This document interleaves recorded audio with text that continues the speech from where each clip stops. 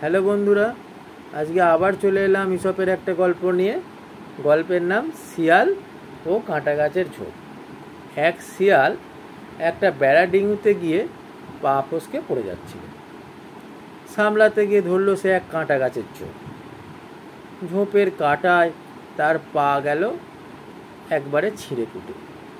যন্ত্রণায় সে কাঁটা গাছকে বলে উঠল, এ কী কাণ্ড, তোমার শরণ নিলাম আর তুমি কি না আমার এমন দুরবস্থার কারণ হলে।